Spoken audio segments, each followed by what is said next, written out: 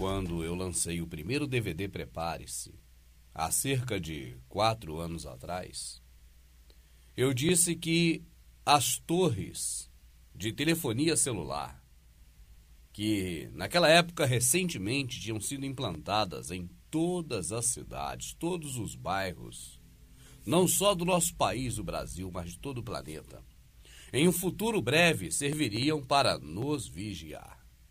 Quando eu disse isso, algumas pessoas me taxaram de debilóide, de louco. Em um vídeo lançado uns 5 ou 6 volumes, após o volume 1 do Prepare-se, ou seja, cerca de 1 ano após a primeira denúncia, eu dizia que agora estava convencido realmente de que o sistema de telefonia aliado ao de satélites unidos serviriam principalmente para nos vigiar. Coloquei inclusive uma imagem ilustrativa de uma pessoa sendo vigiada diretamente pelo sistema de satélites. Foi a segunda vez que eu toquei neste assunto.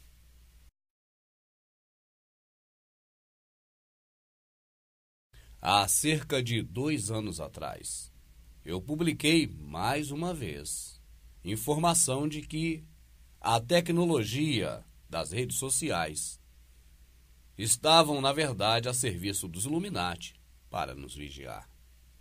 E mais uma vez, as pessoas, não todas, mas a maioria, me taxaram de debilóide. Principalmente os líderes religiosos protestantes, que passaram a falar para seus fiéis, aconselhando-os a deixarem de assistir os DVDs Prepare-se.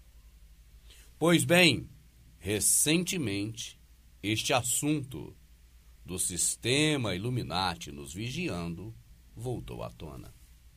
Eu não estou falando aqui do Big Brother, das câmeras que estão por toda parte, que estão monitorando todo mundo a todo o tempo. Eu não estou falando disso. Eu estou falando de coletar dados pessoais sobre cada um de nós.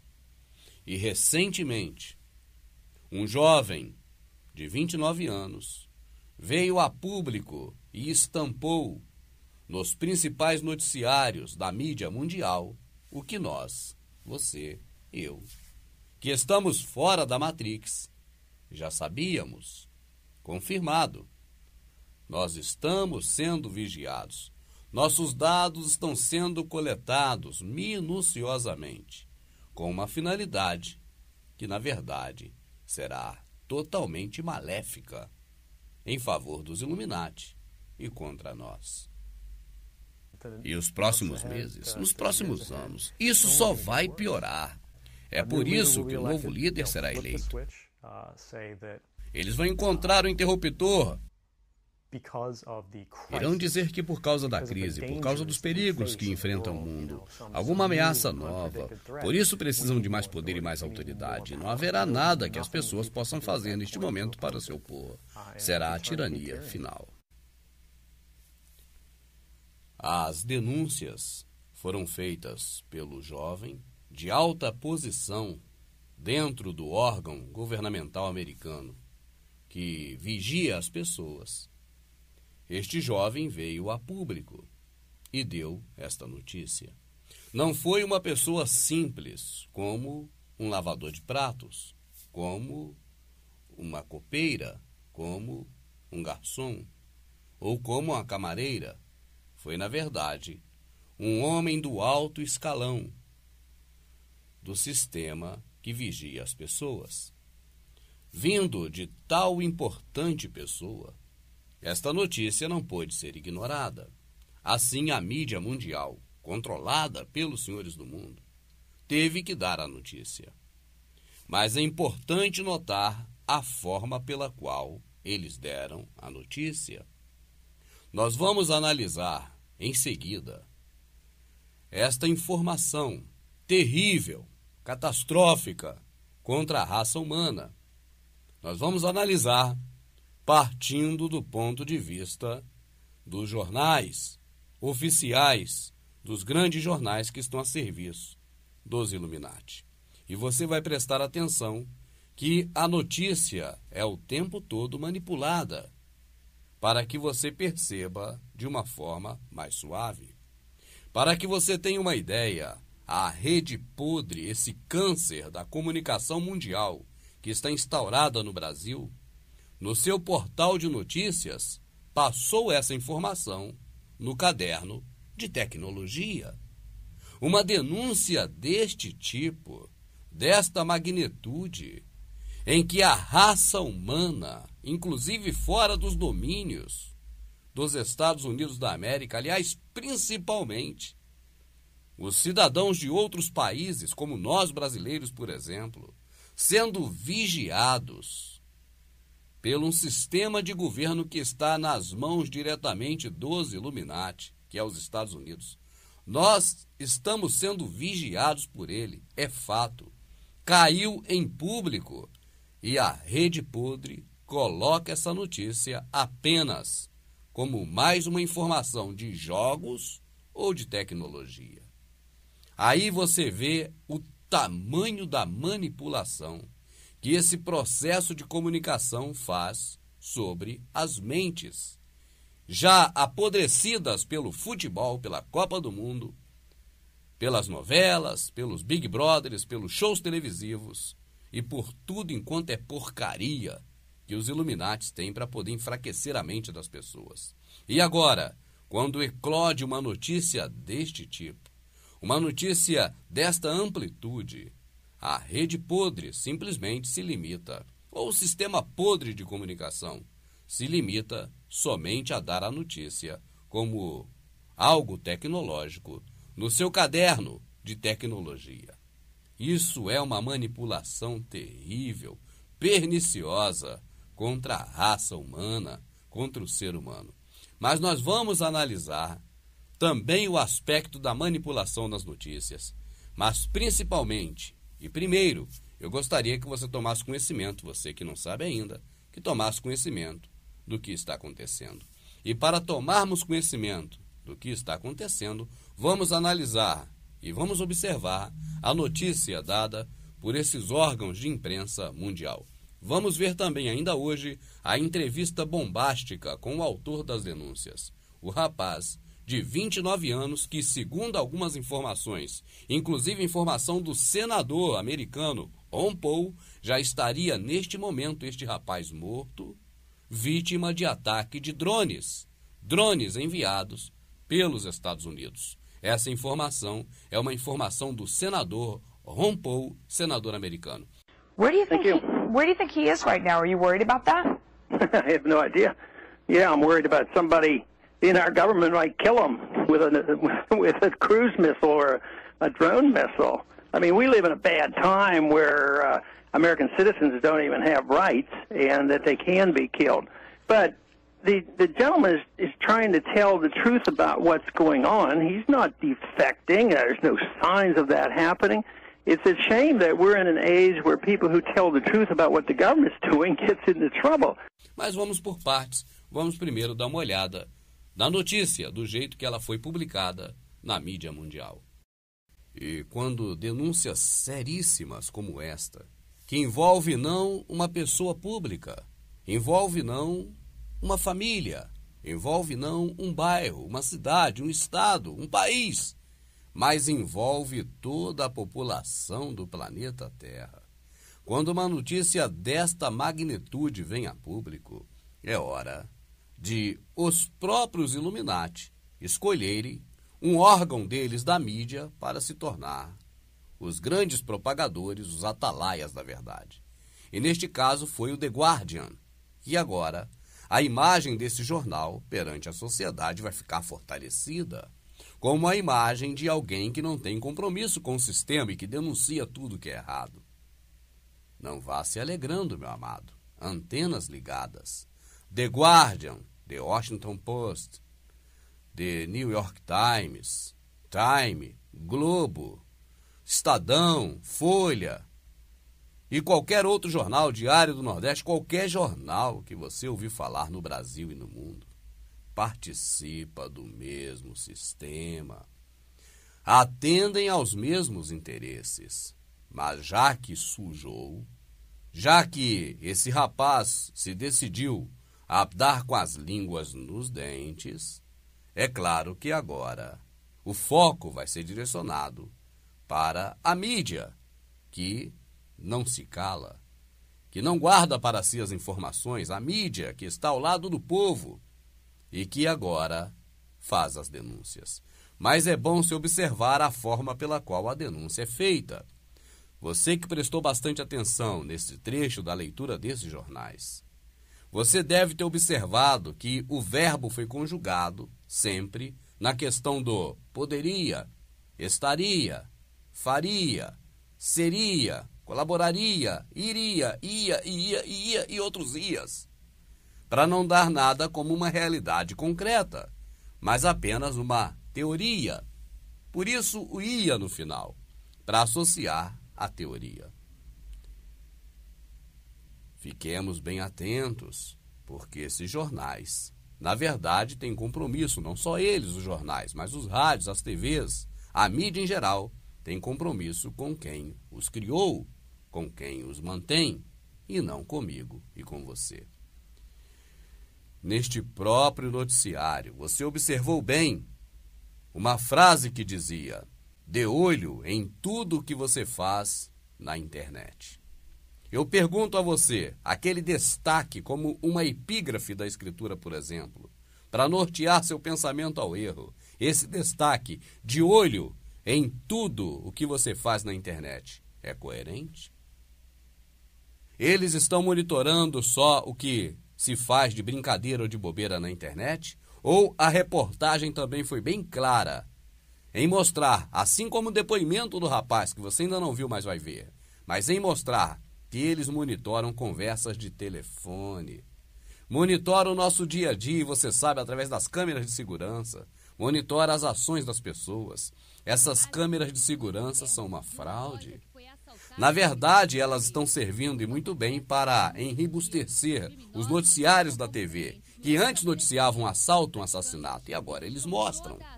Mas evitar efetivamente o assalto ou o assassinato, você sabe que essas câmeras não evitam.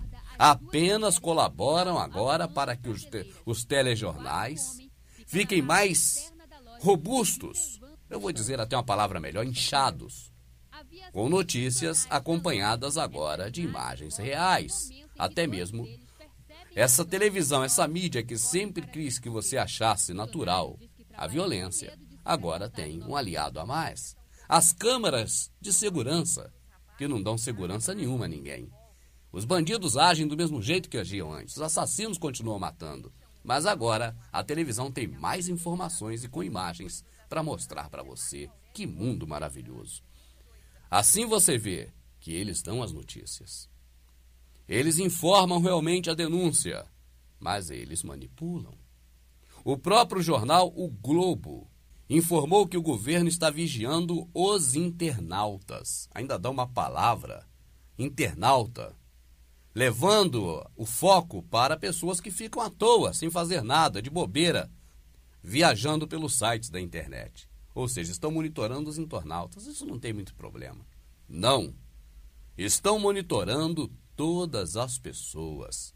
A vida pregressa dessas pessoas está sendo guardada, armazenada, e tudo que essa pessoa fala, comenta, o seu pensamento, suas ideias, em um determinado momento da vida de qualquer um cidadão do planeta, poderá e será usado contra essa pessoa em um tribunal no futuro. Esteja certo disso. Essa não é a denúncia minha. Essa é uma denúncia das tantas que esse rapaz faz para o mundo todo assistir e compreender. Nós fizemos a tradução com a nossa voz emprestada para a voz do rapaz, e você observe tantas coisas interessantes nas entrelinhas que esse rapaz deixa escapar. Inclusive, o domínio de um líder único mundial. Já no finalzinho da entrevista, ele solta a veracidade da existência breve de um líder único mundial, que nós conhecemos como o anti-Messias, chamado pelo mundo de anticristo. Vamos acompanhar agora a reportagem deste jovem que resolveu não guardar mais para si essas verdades, mas publicá-las para o mundo, embora ele próprio saiba que resultado efetivo essas denúncias dele não dará nenhum. Acompanhe.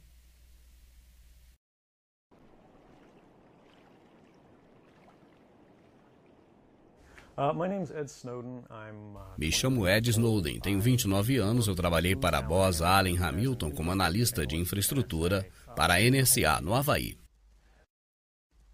What are some of the positions that you held previously within the intelligence community? I've been a systems engineer, systems administrator. Eu fui engenheiro de sistemas, administrador de sistemas, assessor sênior da Agência Central de Inteligência, consultor de soluções e um oficial de informações do sistema de telecomunicações. One of the things people are going to be most interested in trying to understand who you are and what you're thinking is there came some point in time when you crossed this line of thinking about being a whistleblower to making the choice to actually become a whistleblower. Walk people through that decision-making process. Quando você está em um cargo privilegiado como administrador de sistemas, trabalhando para um tipo de agência de inteligência, você está exposto a muito mais informações, numa escala muito mais ampla do que a média dos trabalhadores. E por isso você vê as coisas que podem ser perturbadoras. Você é envolvido então pela frequência do trabalho do dia a dia, nesse tipo de coisas que, quando é feita uma análise mais profunda, percebe-se que são abusos. E ao falar para as pessoas em algum lugar como este, por exemplo, sobre este assunto, as pessoas estão nos seus negócios e não estão interessados em destruí-los. Assim, apenas dizem, olha, preocupe-se apenas em fazer o seu trabalho. Mas com o passar do tempo, com a consciência de que aquilo é ilegal, esse tipo de coisa vai acumulando-se e você se sente no momento obrigado a falar. Você vai se acostumando, não acha que é um problema, até quando para pensar e ver que essas coisas devem ser decididas pela população e não pelo sistema. Talk a little bit about how the American surveillance state actually functions. Does it target the actions of Americans? A NSA e a comunidade de inteligência em geral é focada em obter informações sempre que pode, por todos os meios possíveis. Eles acreditam que, em razão de uma espécie de autocertificação, sirva ao interesse nacional. Agora, cada vez mais vemos que isso está acontecendo a nível nacional. E para eles, a NSA especificamente, tem como alvo as comunicações de todas as pessoas. Eles manipulam a população e agora querem receber informações de como anda essas manipulações.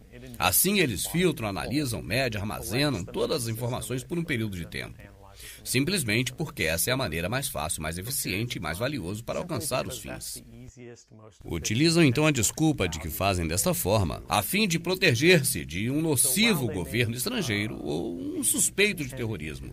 Para isso, coletam informações suas. Qualquer analista, a qualquer momento, pode atingir qualquer pessoa de qualquer setor, em qualquer lugar. Onde as comunicações estiverem, ele vai ser pego. Depende do alcance das redes de sensores e da autoridade que o analista está habilitado com ele. Nem todos os analistas têm a capacidade de direcionar tudo. Mas eu estive sentado na minha mesa e certamente tive as autoridades. Eu pude fazer escutas de alguém sob interesse de uma pessoa ou outra, ou até do presidente. One of the extraordinary parts about this episode is that usually whistleblowers do what they do anonymously and take steps to remain anonymous for as long as they can, which they hope often is forever. You, on the other hand, have decided to do the opposite, which is to declare yourself openly as the person behind these disclosures. Why did you choose to do that? Eu acho que o público merece explicações sobre os motivos que levam o sistema a colher informações pessoais de suas vidas. Quando a pessoa está subvertendo o poder do governo, que é uma coisa fundamentalmente perigosa para a democracia, e se fizer isso em segredo de forma consistente, como o governo faz quando quer se beneficiar de uma ação secreta que ele mesmo praticou, o próprio sistema dá ordem aos seus comandados para ir à imprensa e dizer: olha, estamos denunciando sobre esta coisa ou aquela coisa. coisa a fim de que o povo fique do lado do sistema, mas praticamente nunca fazem isso quando ocorrem verdadeiros abusos cometidos por eles contra a democracia. Esta denúncia cabe a cada um de nós, cidadão, mas os próprios cidadãos geralmente nos criticam. Torna-se uma coisa do essas pessoas são contra o país. Mas eu não sou. Eu não sou diferente de ninguém. Eu não tenho habilidades especiais. Eu sou apenas mais um cara que fica o dia todo no escritório, olhando o que está acontecendo e digo, isso é algo que não estou em posição para decidir. O público precisa decidir se esses programas são certos ou errados. Você é quem deve decidir se esses programas são necessários. Have you given thought to what it is that the U.S. government's response to your conduct is in terms of what they might say about you, how they might try to depict you, what they might try to do to you? Sim, eu poderia ser processado pela CIA. Eu poderia ter pessoas vindo atrás de mim, até mesmo qualquer um dos parceiros deles. Eles trabalham em estreita colaboração com uma série de organizações. Eles podem muito bem pagar qualquer um dos seus agentes para me pegar. Existe uma estação da CIA aqui mesmo em Hong Kong. Eu tenho certeza que eles vão estar muito ocupados para a próxima semana. E esse é um medo que eu vou viver para o resto da minha vida, por mais longa que ela possa ser. Você não pode bater de frente com as maiores agências de espionagem do mundo e estar completamente livre de risco, porque eles são tão poderosos adversários. Ninguém pode opor-se de forma significativa. Se eles querem te pegar, eles vão levá-lo, mas mesmo assim, você tem que tomar uma decisão sobre o que é importante para você. Se viver confortavelmente é algo que você está disposto a aceitar, eu penso que muito de nós temos a natureza humana. Você pode levantar-se todos os dias e ir para o trabalho. Você pode recolher o seu grande salário para relativamente pouco trabalho contra o interesse público. Pode ir dormir à noite, mas se você perceber que esse é o mundo que você ajudou a criar e que vai piorar com a próxima geração, e da próxima geração que ampliam as capacidades desse tipo de arquitetura de opressão, você percebe que você pode estar disposto a aceitar o risco. E não importa se dará resultado, se o público irá começar a tomar suas próprias decisões sobre como isso é aplicado. Porque mesmo se você não está fazendo nada de errado, está sendo gravado. E a capacidade de armazenamento deste sistema aumenta a cada ano em uma magnitude jamais vista. Você não precisa ter feito nada errado. Você simplesmente tem que acabar por cair sob suspeita, mesmo por uma chamada telefônica errada. E então eles podem usar esse sistema para voltar no tempo e analisar cada decisão que você fez, a cada amigo que você já discutiu algo, e atacá-lo com base em tudo que você fez durante a sua vida relacionado ao momento que te pegaram e querem te acusar. Assim usarão toda a sua vida para um ataque sob suspeita à sua pessoa por uma atitude de apenas um momento. E assim podem pintar uma pessoa de bem na figura de um malfeitor. We are currently sitting in a room in Hong Kong, which is where we are because you traveled here.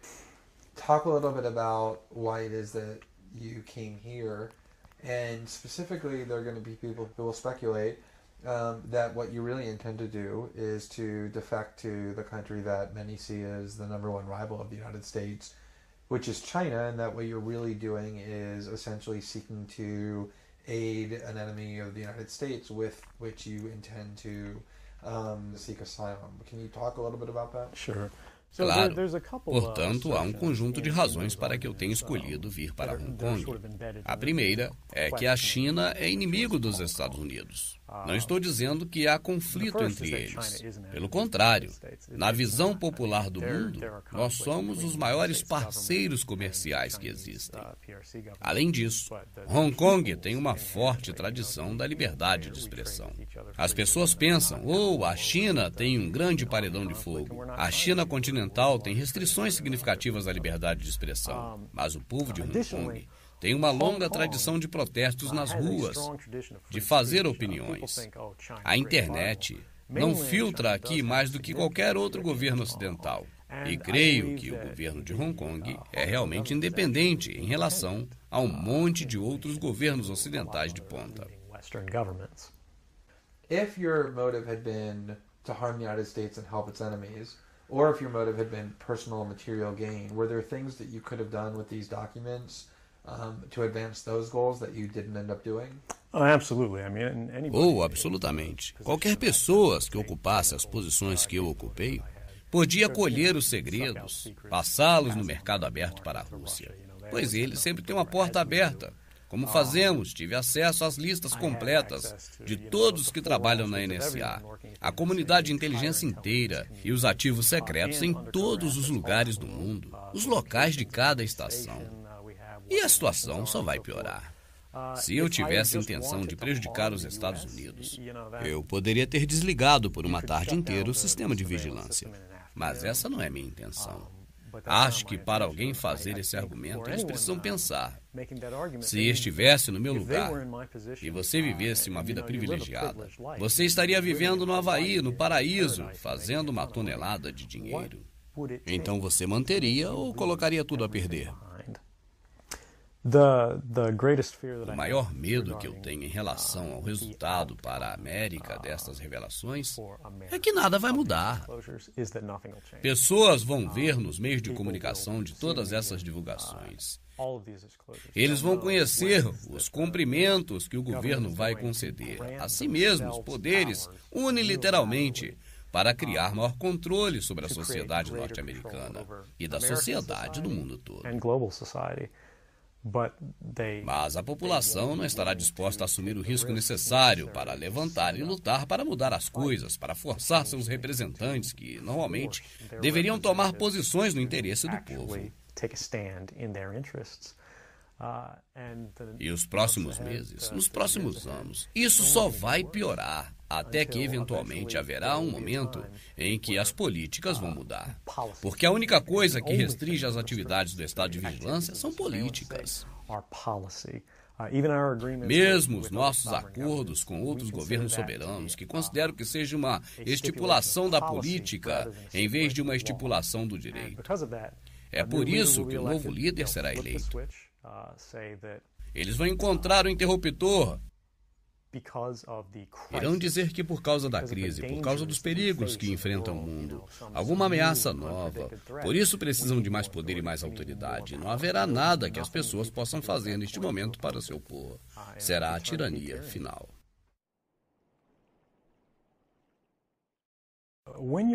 Quando você está em um cargo privilegiado, como administrador de sistemas, trabalhando para um tipo de agência de inteligência, você está exposto a muito mais informações, numa escala muito mais ampla, do que a média dos trabalhadores.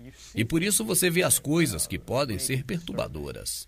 Você é envolvido, então, pela frequência do trabalho do dia a dia, nesse tipo de coisas que, quando é feita uma análise mais profunda, percebe-se que são abusos. E ao falar para as pessoas em algum lugar como este, por exemplo, sobre este assunto, as pessoas estão nos seus negócios e não estão interessados em destruí-los.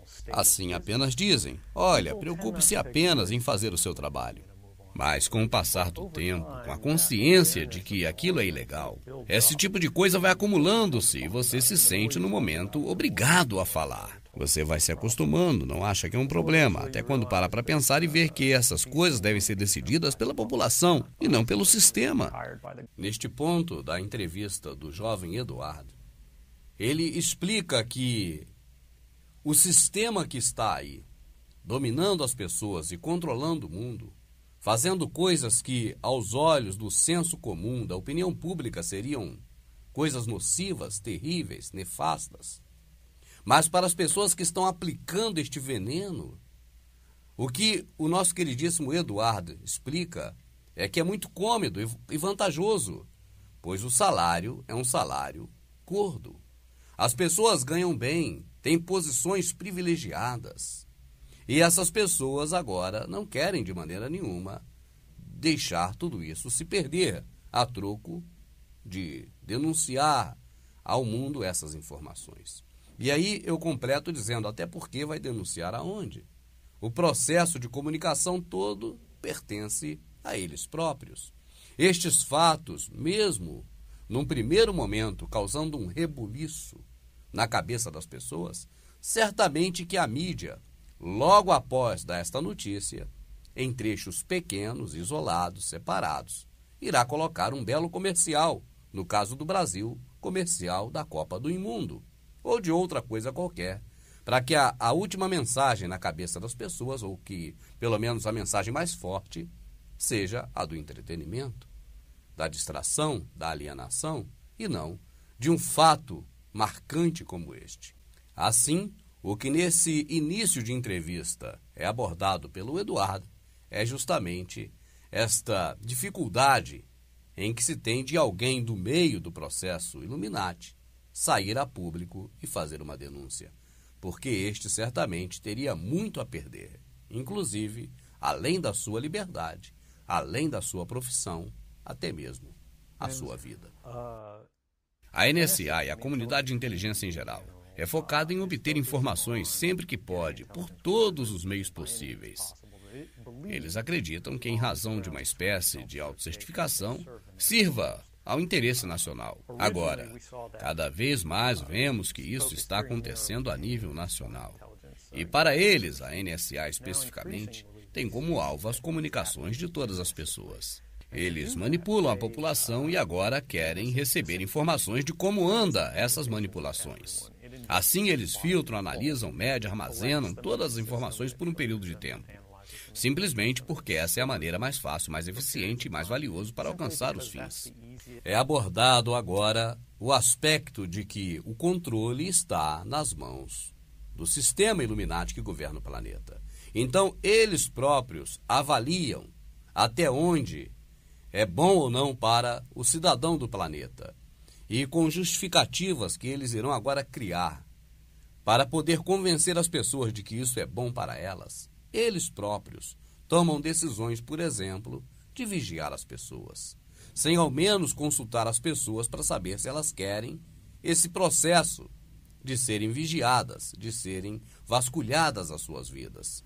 Assim, o Eduardo ressalta agora esta realidade em que o próprio governo decide, por bem, vigiar as pessoas e implementar um programa a este nível, em que vigia não só pessoas do seu país, neste caso dos Estados Unidos, onde os senhores do mundo estão com as duas mãos segurando de forma mais forte, manipulando e controlando, mas também todo o planeta. Eles manipulam a população e agora querem receber informações de como anda essas manipulações. Assim, eles filtram, analisam, medem, armazenam todas as informações por um período de tempo. Simplesmente porque essa é a maneira mais fácil, mais eficiente e mais valiosa para alcançar os fins. Utilizam então a desculpa de que fazem desta forma a fim de proteger-se de um nocivo governo estrangeiro ou um suspeito de terrorismo. Para isso, coletam informações suas. Qualquer analista, a qualquer momento, pode atingir qualquer pessoa de qualquer setor, em qualquer lugar. Onde as comunicações estiverem, ele vai ser pego. Depende do alcance das redes de sensores e da autoridade que o analista está habilitado com ele.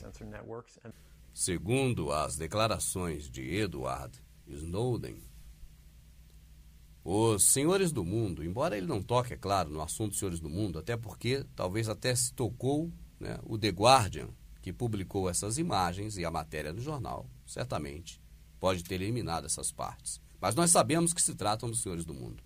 E aí Eduardo denunciam que eles não têm limites. Eles usam de qualquer método, de qualquer forma, para poder alcançar o objetivo, que é conhecer cada um de nós. Não um homem lá no governo conhecer, mas a máquina, o sistema de computadores conhecer. E eles vão armazenando, porque eles têm capacidade para armazenar muitas informações. A cada ano, esta amplitude da possibilidade de armazenar informações sobre nós, terráqueos, sobre nós, a raça humana, ela se amplia de forma astronômica, em uma magnitude jamais imaginada. E, na verdade, eles estão fazendo isso com um objetivo muito sério, que ainda no vídeo o Eduardo vai detalhar mais à frente. Vale lembrar por hora que nós não somos trouxas.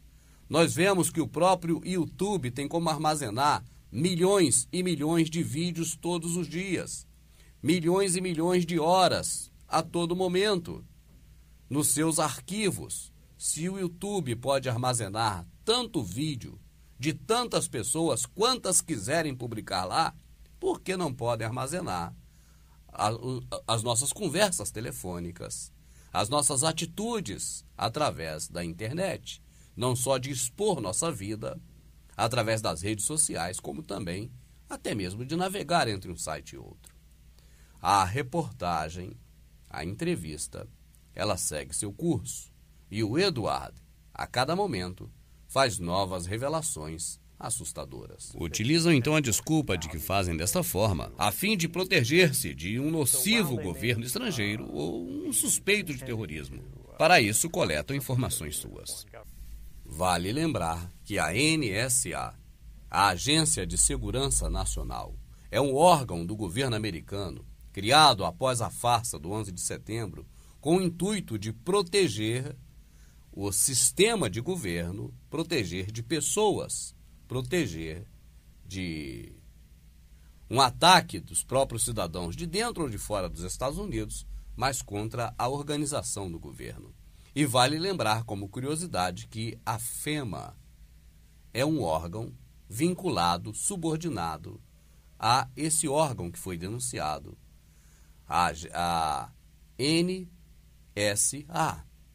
Agora, vale lembrar também, neste momento da entrevista de Edward Snowden, que a semelhança do seu relato com o 1984 são explícitas. Naquele livro, o regime de governo colocava na cabeça do povo que havia um inimigo em potencial. Havia um inimigo do qual o sistema deveria se precaver dele. Da mesma forma, exatamente como no filme 1984, Edward Snowden agora denuncia que os Estados Unidos faz tudo isso, justifica a coleta de informações de todo cidadão do mundo, com a desculpa de se precaver de possível governo estrangeiro nocivo, neste caso, um tipo de Bin Laden, Gaddafi e tantos outros que você já sabe, ou até mesmo de um ataque interno terrorista, como o caso dos 2 rapazes que foram vítimas por estarem na hora errada, no local errado, naquele momento, em Boston, como você bem sabe. São as desculpas exatamente iguais, idênticas ao que nós vimos no filme e no livro 1984. É assustador. Qualquer analista, a qualquer momento, pode atingir qualquer pessoa de qualquer setor, em qualquer lugar. Onde as comunicações estiverem, ele vai ser pego. Depende do alcance das redes de sensores e da autoridade que o analista está habilitado com ele. O prisma, aquele objeto que decompõe a luz do dia. A luz entra por um lado e do outro sai um arco-íris. Porque, passando pelo prisma, as coisas que não são visíveis tornam-se visíveis. Por isso, a sigla deste programa norte-americano, encomendado pelos Illuminati, pelo governo das sombras. Porque, segundo o que disse agora o Edward, a pessoa vai ser pega, seja ela quem for, esteja onde estiver. Porque estará inevitavelmente ao alcance das torres de comunicação. Exatamente como este humilde descreveu há uns 4 para 5 anos atrás. As coisas estão acontecendo em ritmo super acelerado. O que eu fico pasmo de observar é que, infelizmente, os irmãos evangélicos continuam surdormindos, cegos, porque nem assistir mais aos trabalhos deste humilde eles podem. Os seus mestres, algozes, têm medo de que eles descubram que estão sendo enganados também pelo processo religioso desses pastores, bispos e homens do processo religioso protestante e acabem deixando de dar dinheiro nas suas igrejas. Por isso os fiéis são proibidos de assistir o vídeo. E maldosamente, agora também impedidos de saber da verdade. Você ainda vai ver como viu a reportagem inteira desse rapaz. Ele diz que o temor dele é que não vai dar resultado nenhum. Ele, no fundo, ele sabe que essas denúncias não vão levar a nada. O povo não vai reverter o processo que está aí. Esse rapaz inconscientemente, observe, meu amado, ele concorda que essa já era. Devemos nos preparar para a próxima. E, infelizmente, até para a próxima está difícil de se preparar para quem é evangélico, porque não pode tomar conhecimento da verdade para poder se precaver das coisas que estão vindo por aí e principalmente da morte eterna, continuando nesses lugares, fazendo práticas que o Criador nunca nos pediu. Como o governo faz quando quer se beneficiar de uma ação secreta que ele mesmo praticou. O próprio sistema dá ordem aos seus comandados para ir à imprensa e dizer: olha, estamos denunciando sobre esta coisa ou aquela coisa, a fim de que o povo fique do lado do sistema. Mas praticamente nunca fazem isso quando ocorrem verdadeiros abusos cometidos por eles contra a democracia. Esta denúncia cabe a cada um de nós, cidadão. Mas os próprios cidadãos geralmente nos criticam. Torna-se uma coisa do: essas pessoas são contra o país. Mas eu não sou. Eu não sou diferente de ninguém. Eu não tenho habilidades especiais. Eu sou apenas mais um cara que fica o dia todo no escritório, olhando o que está acontecendo e digo: isso é algo que não estou em posição para decidir. O público precisa decidir se esses programas são certos ou errados. Você é quem deve decidir se esses programas são necessários. Outra denúncia que você já sabia, mas eu penso que nunca é demais ouvir pela boca de outras pessoas além desta daqui. E neste caso, por um rapaz que apareceu de repente no cenário mundial e fez denúncias gravíssimas de coisas terríveis contra a humanidade, contra o cidadão deste planeta. A denúncia agora, neste momento exato, de que o próprio sistema cria factoides para fazer com que o gado pense que tem alguém a favor dele. Nós vimos um exemplo disso há meses atrás aqui no Brasil, entre tantos outros. Não é que este seja o mais relevante, mas apenas eu vou utilizar um deles para poder te mostrar um exemplo. Assim, eu cito a questão do leite. Quando, há alguns meses atrás, a televisão divulgou uma denúncia de que algumas distribuidoras de leite no sul do país estavam utilizando a adição de formol no produto que eles vendiam. Nós então vemos como se fosse algo que é muito relevante, o papel da imprensa de fazer denúncias, o papel dos órgãos competentes de coibir essa ação. Esses factoides são criados, essas denúncias são projetadas. Eu não vou afirmar taxativamente que no caso do leite foi uma dessa, mas é comum ser assim, justamente para nos dizer, para nos dar uma satisfação, para nos fazer crer que tem alguém ao nosso favor. Na verdade, eu já trabalhei no rádio há muito tempo e já vi acontecer diversas vezes em que alguém, por não chegar junto no caixa 2, na propina, agora eles deixam vazar as informações de coisas que, na verdade, todos que praticam aquela atividade fazem o mesmo. Mas como A, B ou C não chegou junto, esse A ou B ou C agora é o boi de piranha. É aquele que vai servir com alguns propósitos. O propósito de que agora os que estão pagando as propinas devam continuar pagando para não ocorrer o mesmo com eles. O propósito de que agora a mídia vai se fartar, vai mostrar que ela está do lado do povo e denuncia as coisas erradas. E até os órgãos do governo vão se fortalecer perante a opinião pública, porque vão estar caracterizados como aqueles que realmente buscam o bem-estar da população. Então, de vez em quando, o próprio sistema cria algumas denúncias. Eu não estou dizendo exatamente que a do leite seja uma dessas, mas foi bastante também. Aquela do leite foi bastante estranha, dentro do que eu particularmente conheço por experiência própria, trabalhando no rádio de 81 a 2008. Voltando à entrevista em si, o rapaz fala sobre isso, que o próprio sistema cria personas que agora vão denunciar, mas nada efetivamente relevante, nada efetivamente sério, como, por exemplo, foi essa denúncia do próprio Eduardo. E aí, neste momento que suja, é como a denúncia do Alex Jones, na década de 80, em que ele publicou para o mundo todo os presidentes americanos adorando a coruja no Bohemian Grove. A mídia deu a notícia com um tom de humorismo, como se fosse coisa engraçada. E dessa vez você vê que o próprio G1 publicou no caderno de tecnologia. É nos fazer ou nos querer tirar como muito otários. Otários até demais. E eu digo o seguinte, na verdade, 99% ou mais dessa população se enquadra, se encaixa. E talvez até mereça. Mas não são todos. Existem alguns que estão abrindo os olhos.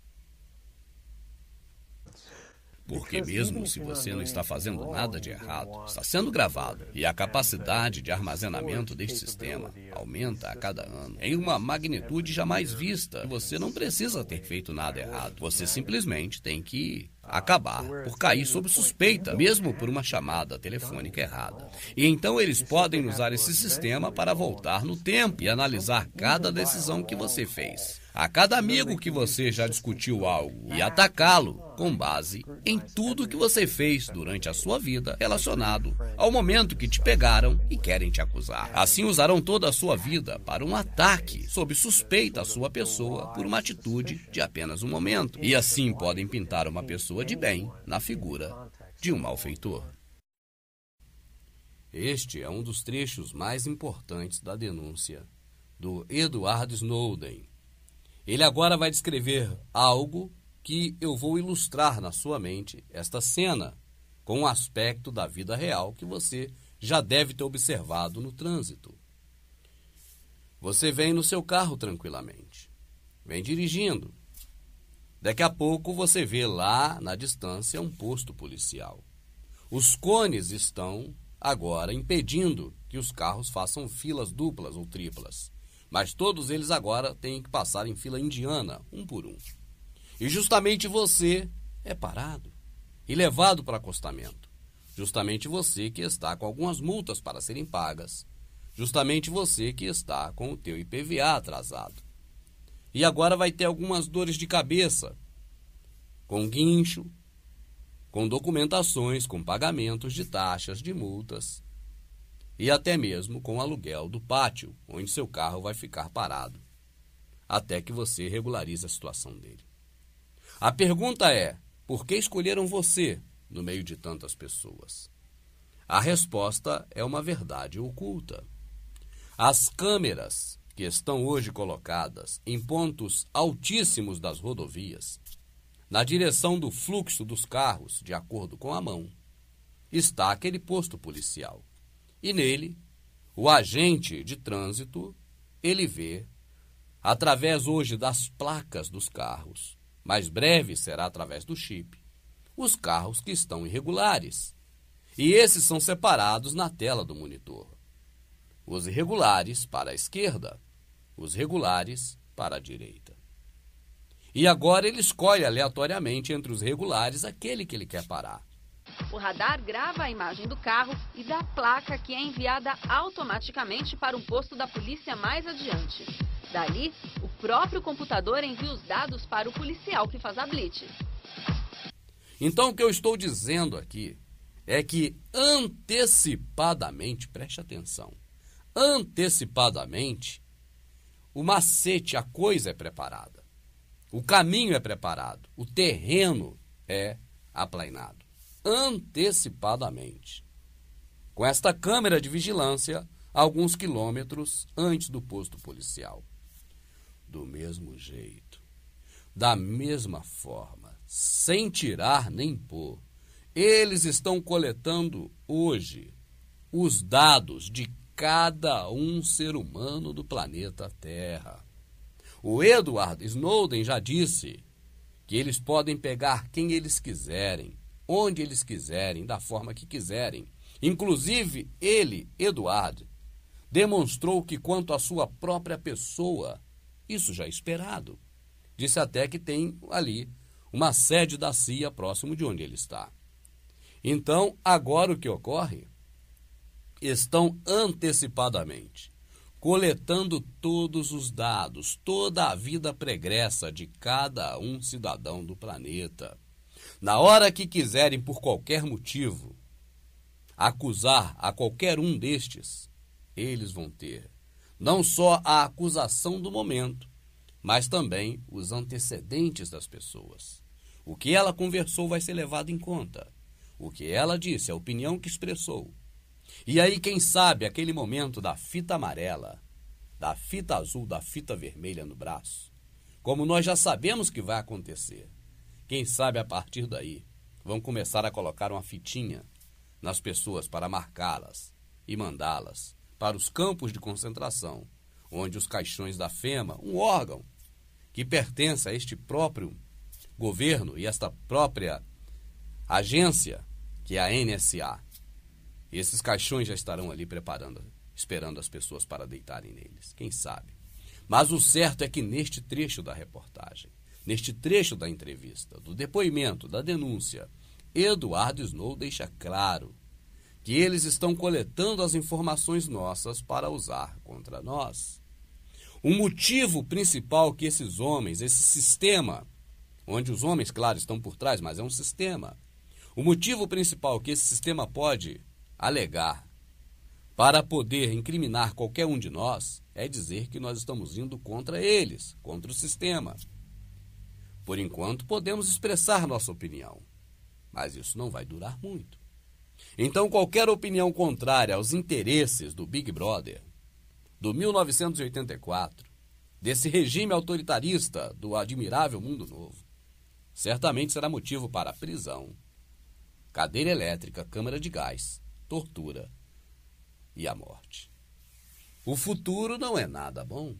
Aqui neste planeta nos espera algo cada vez pior. Por isso o recado permanece o mesmo do primeiro dia que eu estive aqui na sua frente. Prepare-se para a próxima, porque essa já era. O maior medo que eu tenho em relação ao resultado para a América destas revelações é que nada vai mudar. Pessoas vão ver nos meios de comunicação de todas essas divulgações. Eles vão conhecer os cumprimentos que o governo vai conceder a si mesmos, poderes, uniliteralmente, para criar maior controle sobre a sociedade norte-americana e da sociedade do mundo todo.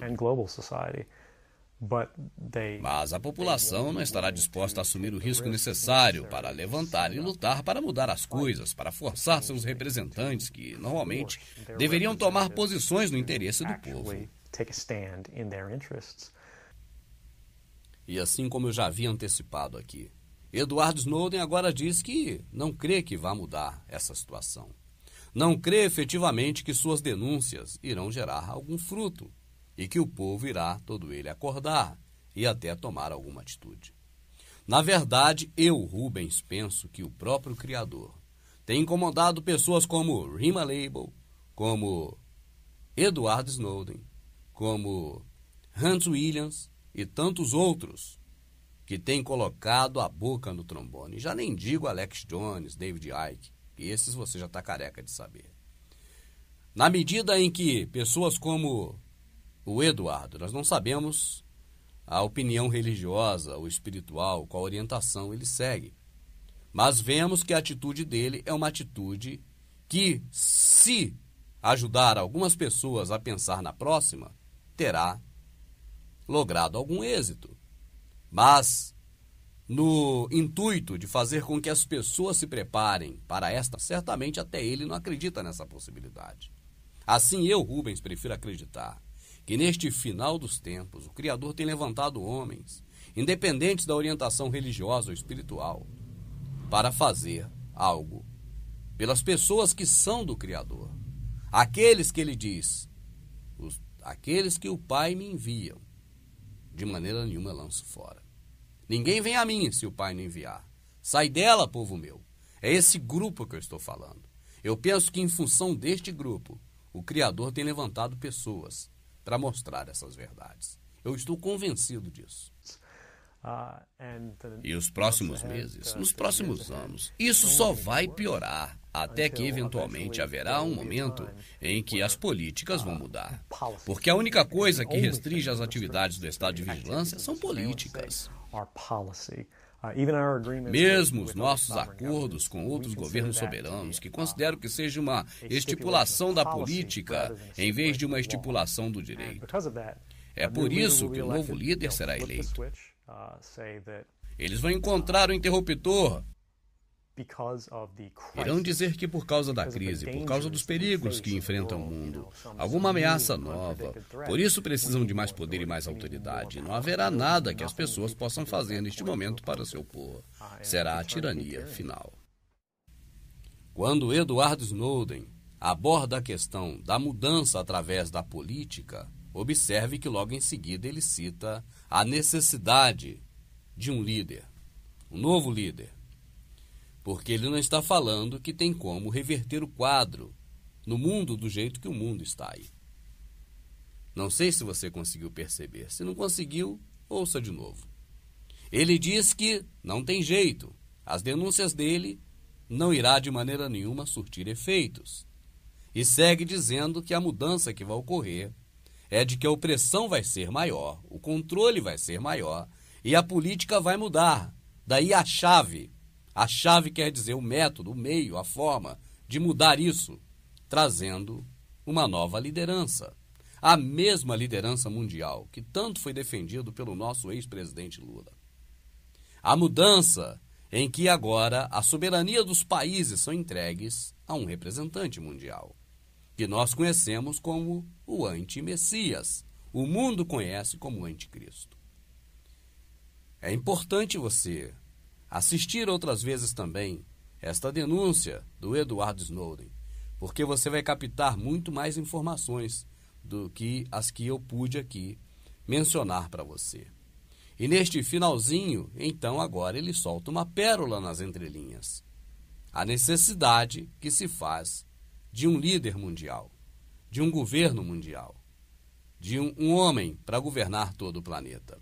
Ele diz agora, finalizando, que quando isso acontecer, será tarde demais.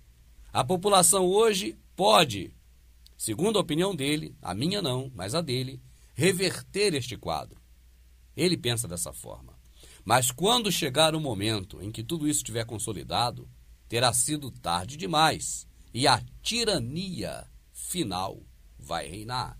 Essas são as últimas palavras do Edward Snowden nesta entrevista, o depoimento que ele fez nesta denúncia. As pessoas às vezes até acusam a mim de ser marxista, de ser comunista, de ser outruísta qualquer no processo, vamos dizer, de entendimento da vivência ou conjunto da raça humana, questão política, essas coisas. Eu declaro sempre em alto e bom som, meu amado, que eu não tenho nenhuma aptidão por um movimento político, lado A, lado B, lado C, lado J. Eu vejo que esse planeta não tem mais jeito. Não há como você mudar o que está aí. Pelo processo político do capitalismo, do socialismo, do comunismo, a minha visão é que não há jeito de jeito nenhum. Então, independe de regime governamental.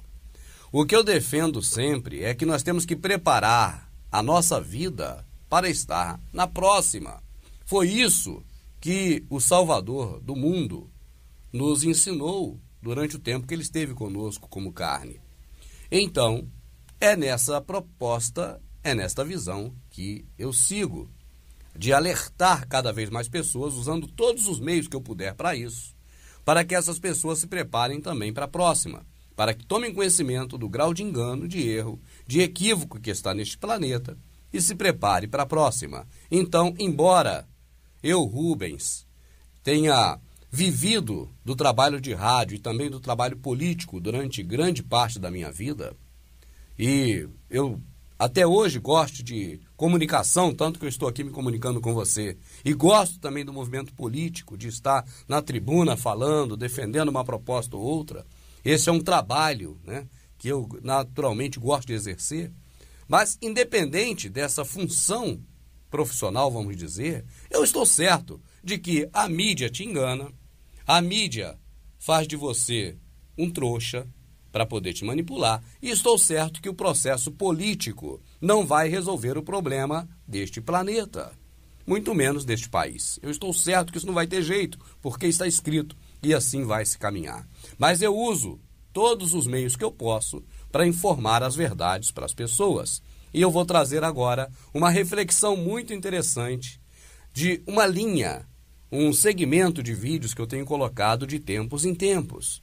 E já abordamos aqui a fabricação das coisas, como as coisas são fabricadas, já abordamos aqui os cosméticos e agora é hora da gente abordar a questão da água, a água que é vendida para você em garrafas. Eu já não digo nem tão só da água que é canalizada, tratada e que você paga por ela. Pelo contrário, esse documentário faz inclusive uma defesa dessa própria água canalizada, mas mostra, por outro lado, a especulação que é a questão da venda de água engarrafada. Então vamos assistir com bastante atenção e no final eu volto para fazer um comentário.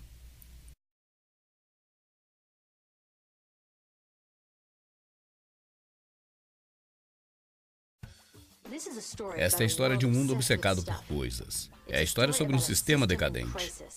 Estão acabando com o planeta. Estão acabando com todos nós. E isso não é engraçado. A boa notícia é que quando começamos a entender o sistema, podemos ver vários pontos para interferir e transformar esses problemas em soluções.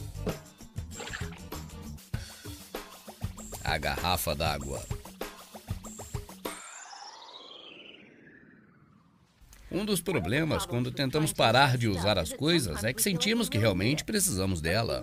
E se você vivesse numa cidade como Cleveland, por exemplo, você correria o risco de tomar água da torneira? Ou você deveria optar por uma garrafa d'água que vem diretamente das intocadas florestas de Fiji? Bom, essa marca d'água Fiji pensou que a resposta a essa pergunta era óbvia. Então eles criaram uma campanha inteira com esse tema. Acabou se tornando um dos maiores erros da história da propaganda. A cidade de Cleveland não gostou nada de ser o alvo da piada da Fiji. Então foram feitos alguns testes e adivinhe, os testes mostraram que um copo d'água Fiji tem menos qualidade, perde para a água da torneira de Cleveland no teste do gosto e custa milhares de vezes mais. Isso sempre acontece quando se testa a água da garrafa contra a água da torneira. É mais limpa? Às vezes sim, às vezes não. De todas as formas, a água da garrafa é menos regulamentada do que a água da torneira. Em testes de paladar ao redor do país, as pessoas preferiram a água da torneira em função da água da garrafa. Essas empresas de água em garrafa dizem que estão apenas respondendo à demanda dos consumidores. Mas realmente quem iria procurar um produto menos sustentável, menos saboroso e mais caro?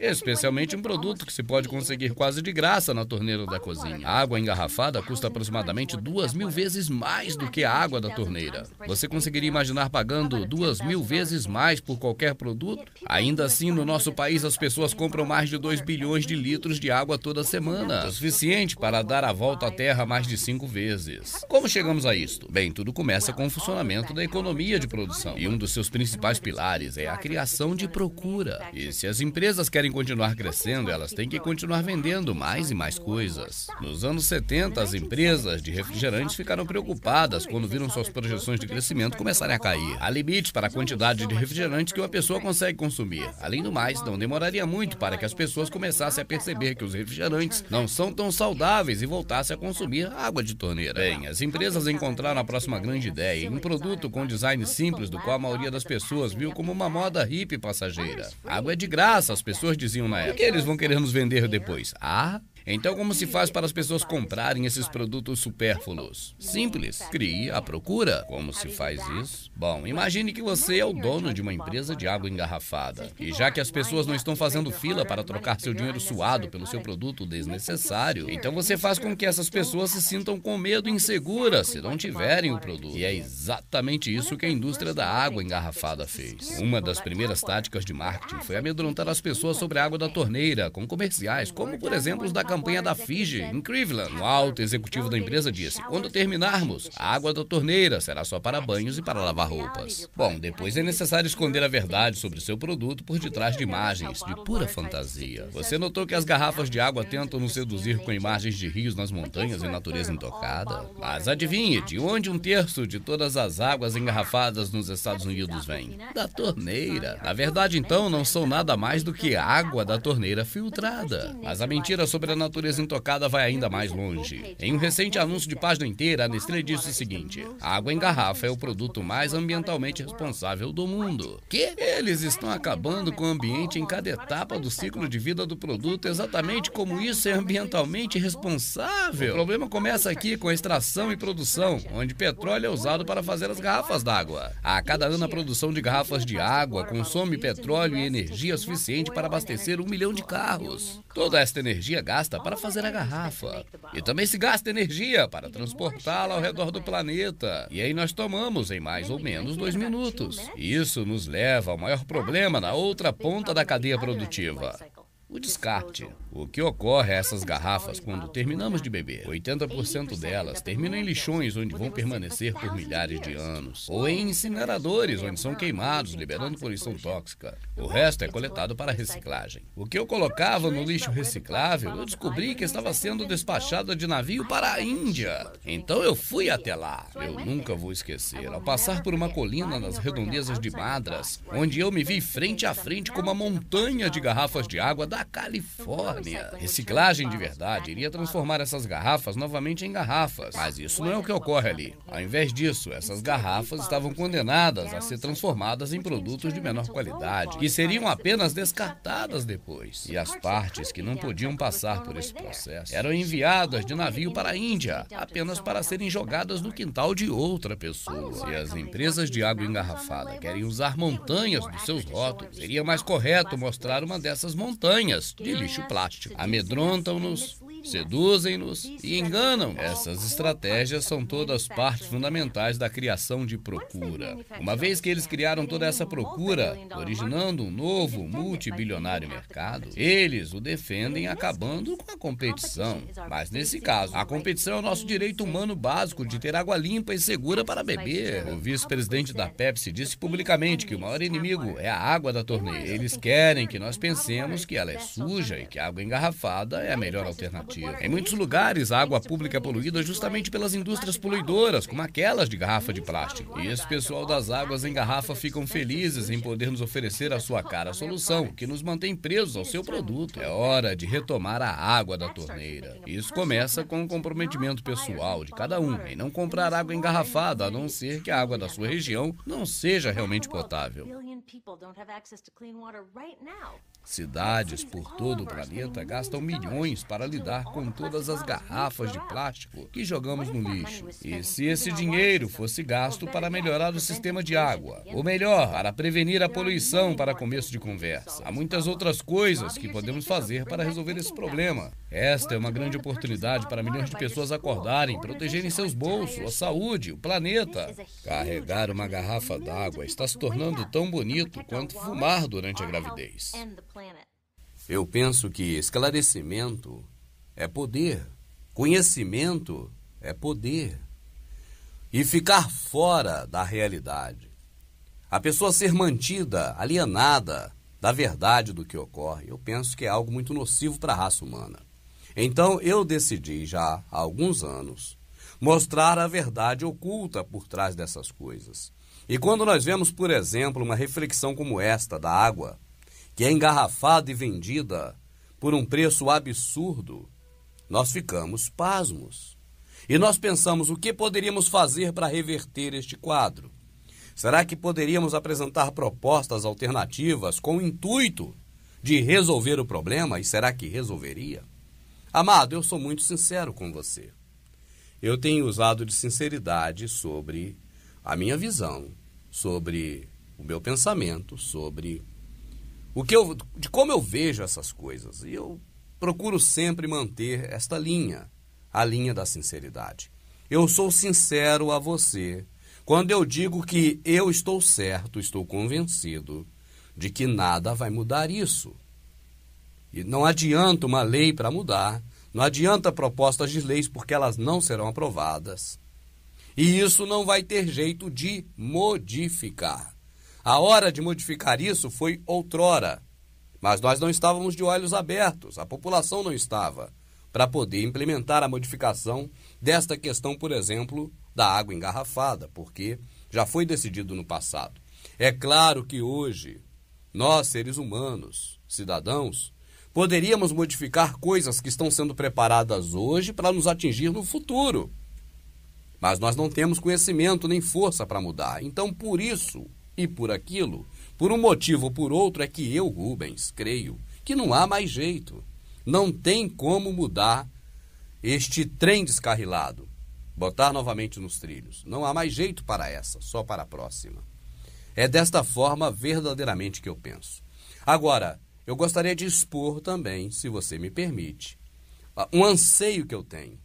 Eu gostaria muito de usar essas informações para causar no país inteiro uma discussão sobre, por exemplo, este tema, a fim principalmente de que mostre para a maioria dos brasileiros, se não sua totalidade, de que estão todo mundo sendo enganados, de que há uma necessidade de se preparar, não para a revanche, mas para a próxima.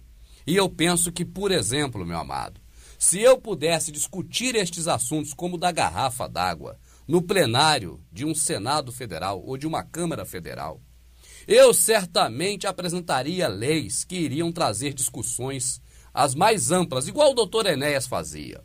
É a linha do doutor Enéas. Não tem como eu discutir, não tem como fugir. É a linha do doutor Enéas. Trazer discussões que o povo nunca ouviu ser discutidas. Por exemplo, a questão da água. Você poderia apresentar um projeto de lei no Congresso Nacional dizendo o seguinte: olha, está proibido todo órgão público brasileiro na esfera federal, estadual e municipal de comprar água engarrafada para os setores de atendimento público. Detran, hospitais, escolas, escritórios da burocracia, da parte burocrática, das autarquias, oligarquias e essas quias todas que tem. Todo o poder público, pela lei, ficar proibido de comprar água engarrafada, água mineral, vamos dizer assim. O que traria, por exemplo, esta lei? Se ela fosse aprovada, que eu não creio que seria, o que eu falo aqui é da discussão da lei, que é o grande momento. O grande momento é a discussão dessa lei, porque você expõe tudo isso e muito mais quando você for expor as razões pelas quais você criou essa lei. Agora, o que traria essa lei de bom, de benefício para a sociedade, supostamente, se ela fosse aprovada?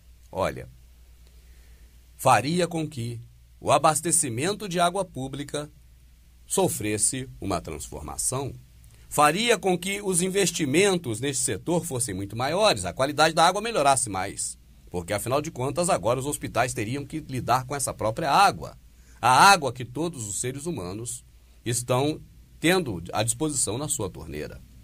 Uma lei dizendo que o poder público não poderia mais comprar água engarrafada, mas teria que usar água do abastecimento local, faria com que as prefeituras, os órgãos estaduais, todos eles se unissem para proporcionar uma água de qualidade no município, no bairro e na cidade. E assim você, eu, todos nós, poderíamos tomar tranquilamente a água da torneira, que na verdade é a própria água engarrafada, mas aí rola grana. Deixa eu abrir um parênteses.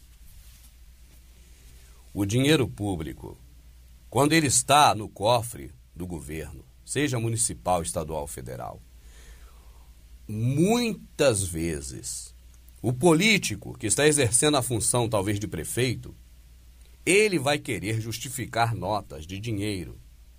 Então ele vai querer comprar o máximo de coisas necessárias que ele puder, que ele julgar necessário para justificar o gasto do dinheiro, para prestar contas ao Tribunal do Estado, ao Tribunal de Contas. Assim, comprar água é um bom negócio para eles, porque é mais papel que eles armazenam na gaveta para justificar dinheiro indo para lá e para cá. Sem contar que geralmente é superfaturado.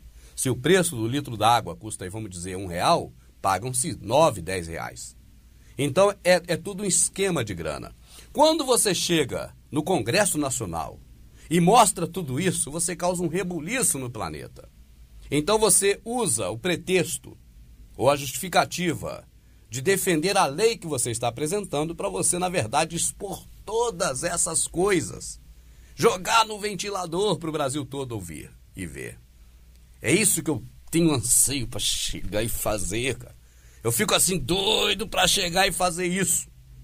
Mostrar como eu tenho mostrado aqui, você sabe que isso é uma verdade. Eu tenho mostrado, você está me vendo mostrando. Mostrar isso para o Brasil todo. Fazer leis, por exemplo, em que o poder público fica obrigado a comprar água. Aliás, o poder público fica proibido de comprar água engarrafada ou água mineral, tendo que utilizar água do abastecimento normal da cidade.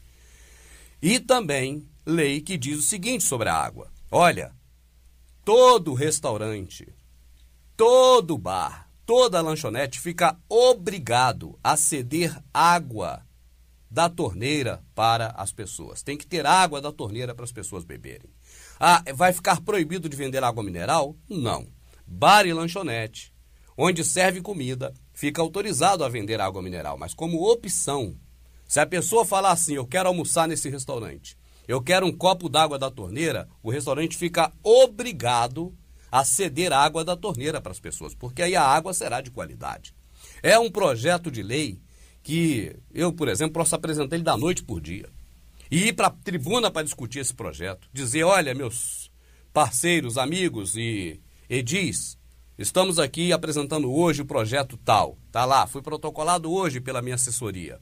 O projeto diz isso, aquilo outro. Eu quero pedir às comissões para que olhem com atenção, também quando vir a plenário, para que os deputados que representam a população do Brasil, para que votem a favor do meu projeto, e aí começa a escancarar, como você já sabe, que eu não preciso repetir aqui.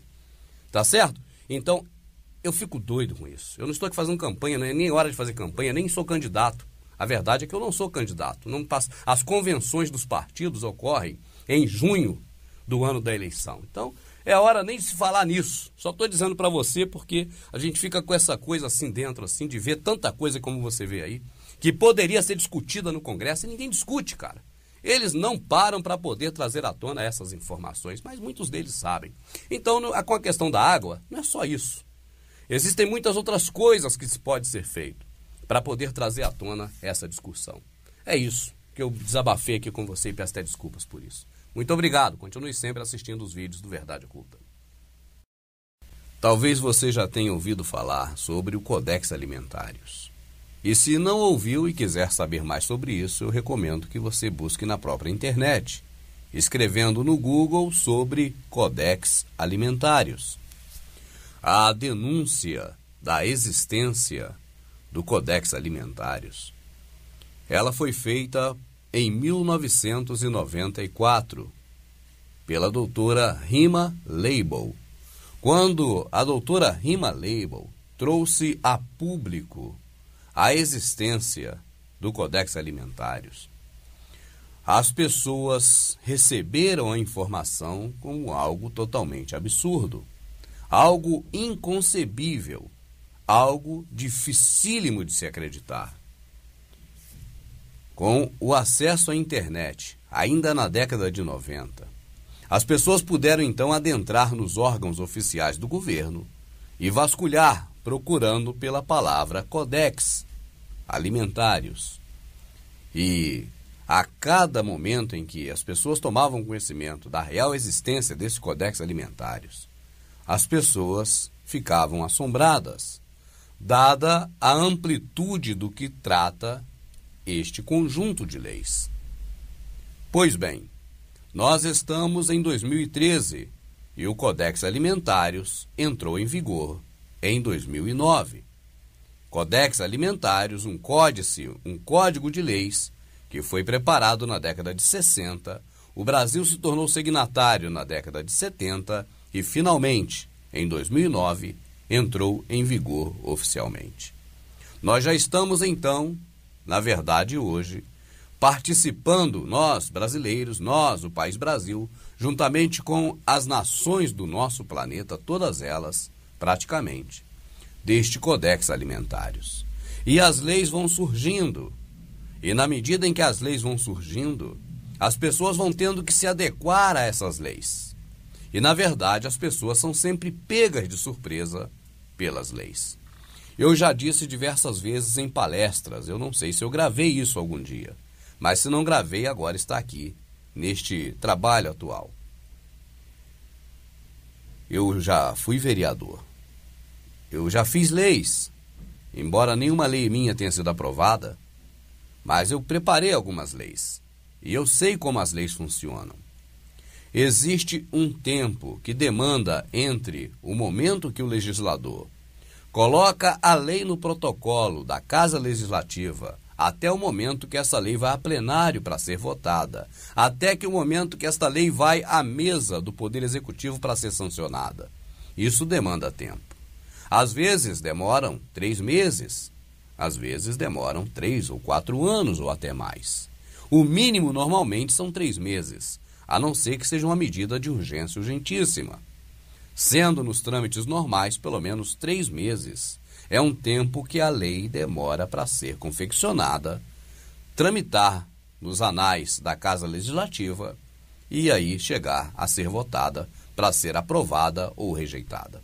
O que eu estou dizendo aqui, que eu sempre digo nas palestras, é que, por exemplo, se a televisão, se a mídia, se o rádio, se o jornal, se os meios de comunicações convencionais estivessem do seu lado, ao seu favor, certamente eles noticiariam as leis no momento em que a lei é apresentada como PL, projeto de lei, no protocolo da Casa Legislativa, seja Câmara de Vereadores, seja Assembleia Legislativa, seja Senado, seja Câmara Federal. No momento em que o deputado apresenta a proposta de lei, deveria, pela lógica, pela coerência, ser o momento em que as televisões divulgassem esta lei que estava agora tramitando para ser aprovada ou rejeitada. Por quê? Porque aí você que vive numa democracia, você que elege seus representantes, você teria tempo hábil para se juntar a outros cidadãos que também são eleitores e que têm os representantes nesses locais e fazer uma pressão dizendo, olha, esta lei nós não queremos. Olha, esta lei não é boa para nós. Ora, esta lei nós refutamos. Eu votei em você, você é meu representante, eu não aceito que você apresente ou continue com essa lei. Retire essa lei, por favor, antes que ela vá à plenária, antes que seja aprovada. Se a televisão, principalmente a TV, mas se os meios de comunicações convencionais estivessem do seu lado, eles certamente te dariam essa oportunidade, te informando antecipadamente esta lei que está tramitando e que é nociva aos seus interesses. Mas saiba, meu amado, de uma vez por todas, se você não sabia, não tem ninguém neste sistema a seu favor, muito menos os meios de comunicações. Assim, as televisões e a mídia convencional em geral, manipulada pelos senhores do mundo, dão a notícia para você apenas no momento em que você já está com as mãos atadas e não pode fazer mais nada, porque a lei já foi aprovada. Então eles dizem, olha, mudaram as regras. Olha, com a nova lei aprovada, agora você tem que fazer isso ou não pode fazer aquilo. Olha, foi aprovada essa semana uma lei que diz que você está ferrado. Olha, seu otário, você se estrepou todo porque nós, a mídia, a televisão, não informamos a você em tempo hábil que essa lei iria tramitar. Amado, esta armadilha da forca por antecipação, da arapuca por antecipação, do elemento surpresa preparado antecipadamente, sempre é executado pelo processo dos Illuminati. Eu não estou mudando de assunto igual um louco, eu estou falando do Codex Alimentários. A lei do Codex Alimentários, ela começou a ser organizada na década de 60. Você não sabia de nada. Na década de 70, o Brasil se tornou signatário, você nunca soube de nada. Em 94, Lima Leibel, a doutora Lima Leibel, colocou isso em público, fazendo exposições em vários lugares. Poucas pessoas souberam porque a internet não estava difundida, mas nós colocamos isso.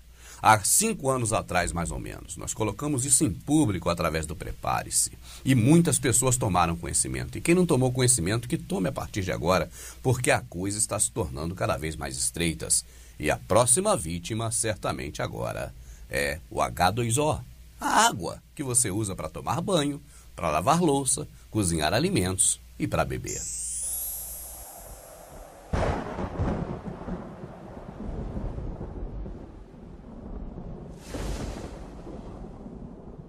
Nós somos muito importantes, Cristal. Tão importantes e tão presentes na vida das pessoas que geralmente elas nem notam nossa presença. Você sabe, nós existimos em 3 estados: sólido, líquido e gasoso.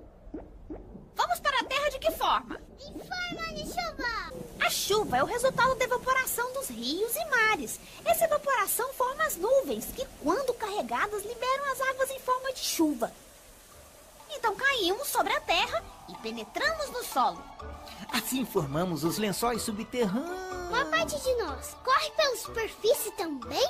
Sim, elas formam os mananciais de água, que são nascentes, córregos, rios e represas. Os rios, por exemplo, desaguam no oceano, onde a maior parte das águas evapora e recomeça o ciclo. Aqui termina a nossa viagem. Agora vamos seguir o rio e começar tudo de novo. Não vejo a hora de fazer tudo outra vez. Antes, porém, de entrar no objeto principal deste momento do nosso trabalho, que é sobre a água, eu gostaria de falar ainda sobre o Codex Alimentários, outras questões. Na Itália, está tramitando uma lei que, claro, a imprensa não divulgou, a mídia convencional não vai divulgar, vai mencionar apenas quando a lei já estiver sido aprovada. Na Itália, com esta lei passando, será proibido qualquer cidadão italiano plantar no seu quintal uma horta. Você é um cidadão comum da sociedade? É. Você quer plantar uma salsa cebolinha, uma salsa ou uma cebolinha no fundo do seu quintal? Ou um tomateiro? Ou um pé de pimentão? Ou qualquer outra coisa? Se você morar na Itália, certamente, quando esta lei for aprovada, você não poderá fazê-lo. Parece uma lei absurda para você, brasileiro, porque você, neste aspecto, ainda não foi cozido em água morna. Mas na Itália, a agenda global certamente está mais avançada.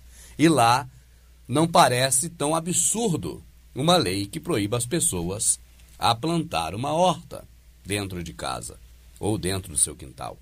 Mas este conjunto de normas do Codex Alimentários, ele foi criado na década de 60, o Brasil se tornou signatário na década de 70, e ele foi efetivamente aprovado, entrando em vigor em 2009, justamente para essas leis virem sufocando, virem apertando, virem comprimindo, ao ponto que as pessoas agora estejam totalmente nas mãos da Monsanto. Ou quem sabe até de uma outra empresa que venha substituir a Monsanto. Porque hoje a grande vilã é a Monsanto. Mas amanhã, certamente, pode ser que a Monsanto caia na rede das informações extras via internet para uma grande parte da população mundial e os Illuminati sejam obrigados a matar a Monsanto e reviver outro monstro no lugar dela. O certo é que hoje é a Monsanto. Então, essas leis, por exemplo, como a da Itália, que proíbe as pessoas de cultivar uma horta no seu quintal, elas são, na verdade, parte de um conjunto de leis do Codex Alimentários. E está sendo implementada na Itália porque chegou a hora dela ser implementada na Itália, de acordo com a agenda global.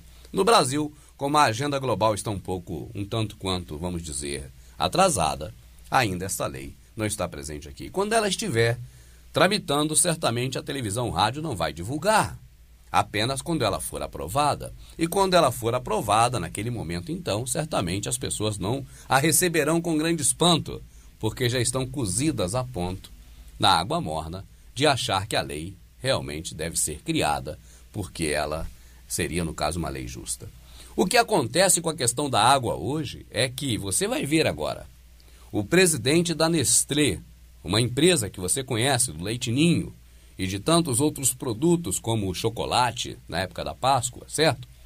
O presidente da Nestlé, ele defende, e o homem tem argumentos convincentes, para dizer que eu e você não podemos mais ser as pessoas, cada um de nós, cada um ser humano desse planeta, serem as pessoas responsáveis pela água do planeta. E que esta responsabilidade deve ser passada para um órgão privado. Este homem da Nestlé, ele usa argumentos terríveis. Os argumentos deles deste homem são argumentos convincentes. Mas quando você olha pela ótica da razão, pela ótica do que o Criador nos deu, do que o Criador ele próprio fez para nós e não o homem, você fica indignado. Quando o homem cultiva uma horta, uma plantação, ele cobra agora porque ele teve o trabalho de fazer tal coisa. Quanto à água, o ciclo da água independe de uma ação humana, porque ele se renova. A água evapora, ela sobe, depois desce, depois escorre, depois evapora. É um ciclo em que o homem não precisa colocar a mão. Mas com esta questão do homem manipulando algum ciclo natural e transformando em dinheiro, nós já estamos cozidos em água quente. Afinal, o mundo já concordou que deve ser cobrado crédito de carbono pelo ciclo do carbono que a natureza automaticamente sozinha desenvolve. Isso é cozinhar sapo em água quente. Nós não achamos nada normal naquilo. Pelo contrário, para donatários de grandes terras,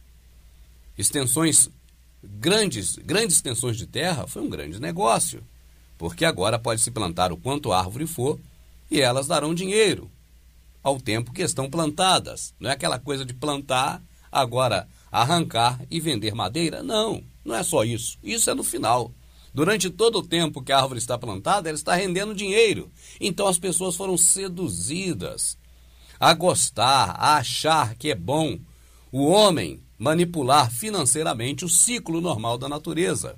Mas é um passo apenas de se cozinhar sapo em água quente, porque agora não é só o ar. Agora já estão cogitando mexer na água. E é aquilo que nós sabemos.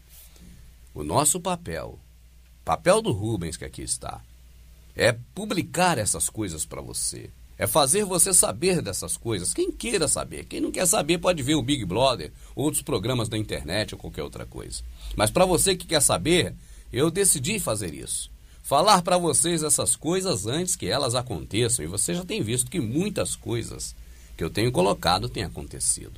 Então, mais uma aqui agora. Neste exato momento, estão preparando hoje algo que amanhã será impossível voltar atrás, desfazer, refazer, modificar. Estão tomando à força a nossa água. A água que o próprio Criador nos deu. Estão direcionando esta água agora para um setor privado, para um dono da água. Ah, mas eles já são donos, porque a água que eu bebo na minha casa, eu pago por ela. Eu pago todo mês a conta d'água. Esta é uma visão equivocada. Eu temo muito por essa novidade da privatização. Não é privatização das empresas que mexem com água, mas de tomar a água do domínio público. Eu fico muito atento a isso. Por quê? Porque não vai ser difícil. As pessoas, na maioria, já acham que a água tem dono, porque pagam pela água na sua torneira, mas você não sabe, meu amado. Você, no Brasil, não paga pela água na torneira. Você paga pelo serviço prestado de conduzir esta água até a sua torneira. É isso que você paga. Você paga a empresa pública ou privada que faz a coleta da água e canaliza até a sua casa. Você paga esse serviço de coleta, tratamento e canalização. Você não paga pelo elemento água, até hoje. Isso significa que você pode ter um poço na sua casa. É claro que agora também os poços artesianos eles têm que ser legalizados. Você está no seu quintal, na sua casa, mas a água que está debaixo do seu solo não pertence mais a você. Isso já é Codex Alimentários. Isso já é uma realidade. Antigamente você cavava um poço, bebia sua água, não dependia do sistema. Hoje já não pode fazer isso. Mas eles vão cozinhando o sapo em água quente, é o que eu digo. A questão da horta na Itália, as pessoas não acham absurdo, porque já foram cozidos em água quente. Se você amanhã receber a notícia de que a água agora não é mais domínio público, você não achará nada demais, porque afinal você já paga pela água canalizada até a sua torneira. Não, você paga pelo serviço de canalização e tratamento da água, mas você já está cozido em água quente. Eu penso até que esta informação agora é importante para mostrar para você da prática o que é ser cozido em água quente, igual o sapo. Ninguém vai achar absurdo a água perder o domínio público e passar a ser um bem privado. Ninguém vai achar isso um absurdo hoje, porque já está preparado, anestesiado com o método de se cozinhar sapo em água quente. Mas no momento futuro, em que você precisar de água e agora você não tem mais direito à água, a não ser que pague, água nenhuma, H2O nenhum, de lugar nenhum, não é mais seu, não é mais do povo, não é mais do público. Aí você vai sentir na pele, mas terá sido tarde demais. Terá sido como, por exemplo, o movimento do capitalismo desenfreado, do consumo desenfreado que eles impregnaram sobre nós, que não tem mais retorno. Será como, por exemplo, a Revolução Industrial, que acabaram por fazer com que cada trabalhador fizesse muito mais produção do que ele precisa para sobreviver. Algo que antes da Revolução Industrial nunca existiu, não tem mais como voltar, não há mais volta. Assim também com a questão da água. É um passo que está sendo dado agora e que não terá mais volta. Eu vou deixar o homem da Nestlé dar as suas justificativas do motivo pelo qual, principalmente a Nestlé, mas os órgãos que os Illuminati têm na mão, estão interessados em tomar de nós, do ser humano, esse dom, essa graça, essa bênção, que o próprio Criador chama de bênção. Água. A água que nós tomamos, a água que nos lavamos, a água que cozinhamos os nossos alimentos, a água que é tão necessária para a nossa vida. Afinal, o nosso corpo é constituído muito mais de água do que qualquer de outro elemento. Mas até a água do teu corpo não será mais sua num futuro breve. A Avenida Nestlé.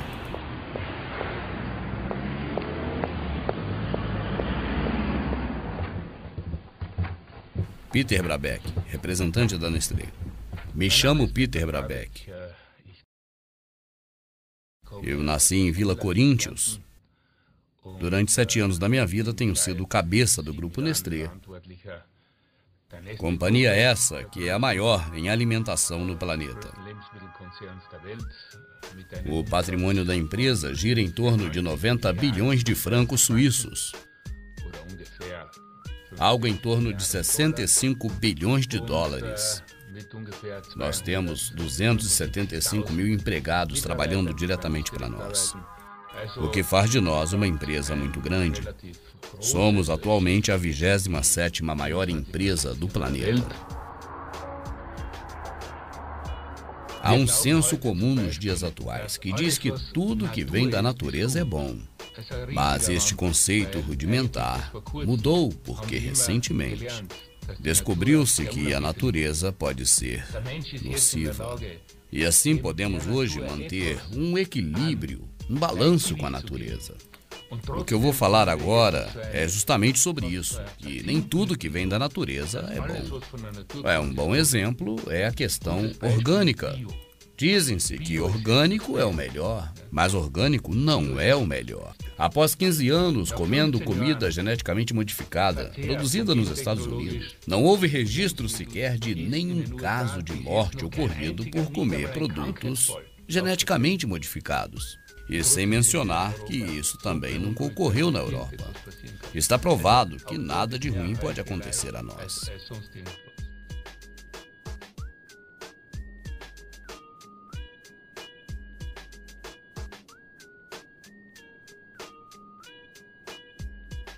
O amável gado precisa de água limpa, rolerie. Você deve se lembrar. E água, é claro, é a coisa mais importante no mundo. E a questão é, nós podemos privatizá-la. Todo o suplemento natural de água que é fornecida para a população. Existem 2 tipos diferentes de opinião sobre essa questão. De um lado, os que defendem que é extremismo. Isso é defendido por ONGs. Esses grupos defendem que água é um direito público, o que significa que é um bem humano. Assim, você deveria ter direito à água. Mas há uma solução no outro extremo. Existe uma outra visão a ser mostrada, que a água é um alimento como qualquer outro. E é, como qualquer outro alimento, algo que tem valor de mercado. Eu, pessoalmente, acredito que é melhor dar a esses tipos de alimento um valor específico de acordo com esse produto. E que também ele deveria ser dividido em partes específicas para a população. Então vemos aqui diversas possibilidades.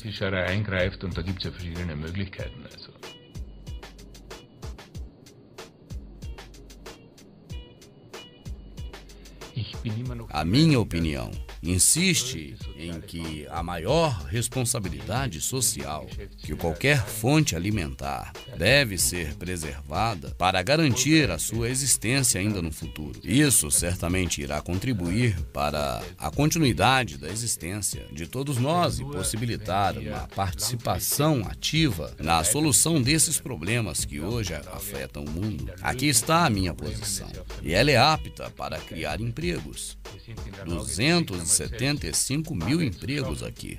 1.200.000 que diretamente dependem dessa empresa nos Estados Unidos, o que perfaz então um total de 4,5 milhões de pessoas. Até porque, por detrás de cada empregado estão outras pelo menos 3 pessoas.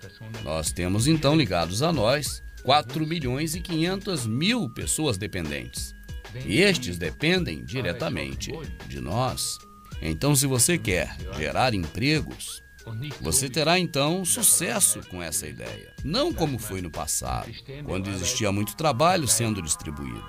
Se você se lembra, o principal argumento para o trabalho durante 35 horas semanais foi que isso iria gerar muito mais trabalho. E isso seria melhor. Seria o trabalho sendo distribuído para mais pessoas, o que hoje está provado claramente que era um erro. Se você quer gerar mais empregos, você precisa trabalhar mais você mesmo. É assim que nós pretendemos construir a imagem positiva do mundo para as pessoas e ver que há uma razão óbvia para se pensar positivamente a respeito do futuro. Nós nunca tivemos tanto dinheiro, nós nunca tivemos tanta saúde. Nós nunca tivemos uma vida tão boa como temos hoje. Nós temos tudo o que nós queremos, mas continuamos procurando por aí, buscando um amanhã sempre melhor.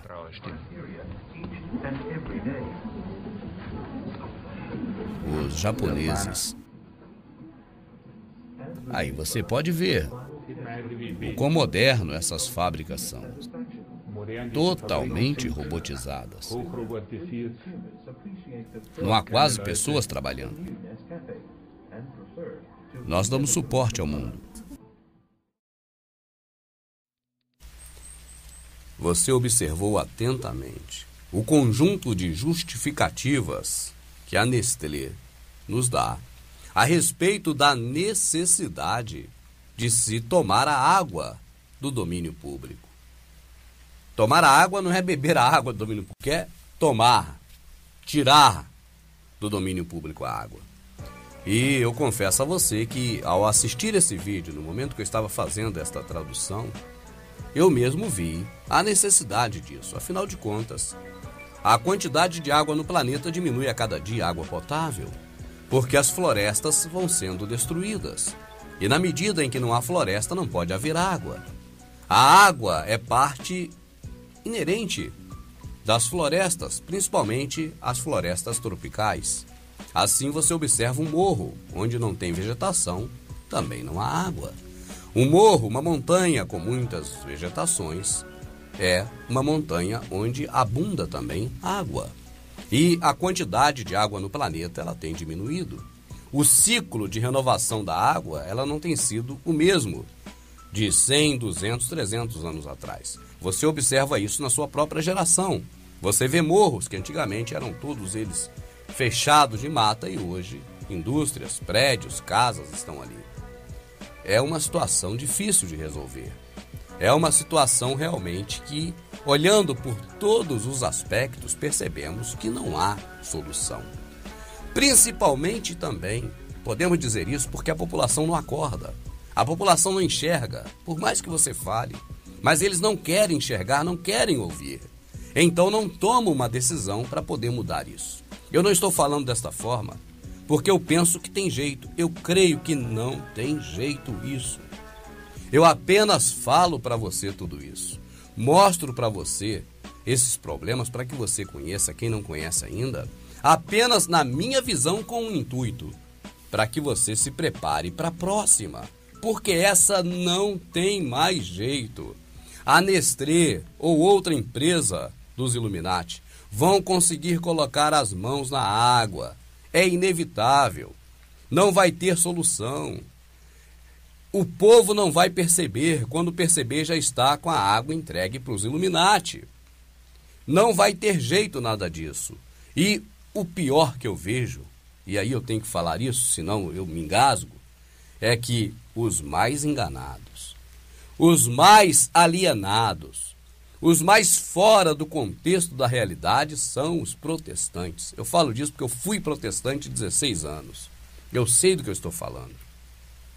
Aquela coisa de que Deus será contigo amanhã, de que amanhã será melhor que hoje, de que eis que eu vos digo que vai melhorar, eis que vos digo que você está recebendo isso, recebendo aquilo. Essa ilusão que esse povo fica nesses lugares faz com que grande parcela da população mundial fique com as orelhas abaixadinhas, o rabinho entre as pernas e com a visão tolhida numa só direção. Enquanto isso, os Illuminati vão fazendo o que querem. Eu fico muito triste de ver as pessoas que não querem ouvir a verdade. São justamente aqueles que acham que mais conhecem a verdade, mas conhecem o engano preparado por esse próprio mundo para deixar essas pessoas que buscam o Criador, que querem, que têm interesse em atender à vontade do Pai. Justamente estes que buscam o Pai é que são os que estão mais enganados, iludidos, acomodados, porque estão certos de que estão fazendo certo. E não se preparam para a próxima. O que eu estou dizendo é isso. Os que melhor poderiam se preparar para a próxima, porque já têm em si o intuito de buscar o Pai, são os que menos estão preparados, porque estão enganados. Então, quando eu faço esses vídeos do Prepare-se, a intenção primordial é que você se prepare para a próxima. Se prepare-se como? Deixando de cometer iniquidade, ir após outros deuses, fazer cultos mitraicos, louvores e adorações a deuses estranhos que você acha que é o Criador do céu e da terra. Deixar de praticar impiedade, que é pouquíssimo ensinado na prática nesses lugares, ou talvez nem ensinado na prática, só na teoria, só da boca para fora, que é amar o seu semelhante, que é o motivo pelo qual o Criador foi assassinado. No momento que o Salvador foi assassinado, no momento que ele ressuscitou Lázaro, ele acendeu um estopim. Aqueles homens do poder religioso disseram, agora os feitos dele se tornou muito estrondoso. E os romanos podem vir aqui, destituir nossos cargos e nos tirar esse templo que nos sustenta. Vamos matar Lázaro. E aí o sumo sacerdote deu a melhor ideia, não vamos matar Lázaro de novo. A gente mata Lázaro e ele ressuscita, vamos matar ele. Foi o que culminou com a decisão final de matar o Salvador.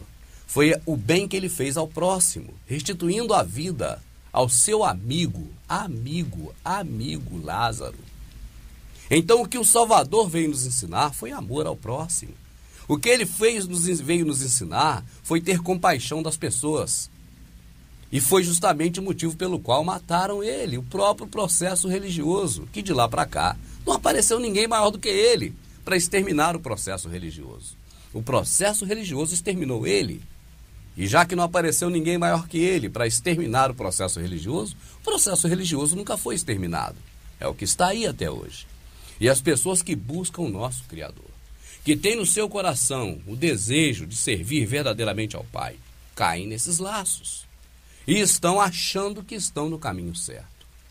Não sabem que mais à frente, juntamente com toda a população do planeta, vai amargurar um futuro terrível. Porque neste momento está inconsciente do que vem acontecendo e não tem buscado verdadeiramente se preparar para a próxima. Se preparar para a próxima vida, para a vida eterna, a vida após a morte, a vida após este planeta. É o que eu tenho batido nesta tecla desde o número 1. Muito contaminado, antes como ainda estou hoje, mas não por culpa minha. Por culpa do processo, que quando eu quis buscar o Pai, eu fui empurrado nele. O processo religioso. Ele estava na minha frente. Eu quero buscar o Pai. Cadê o Pai? Eu não vejo. Ele é espírito, mas eu vejo a igreja. Eu vejo os irmãos, eu vejo a religião e eu entro nela. É o embuste.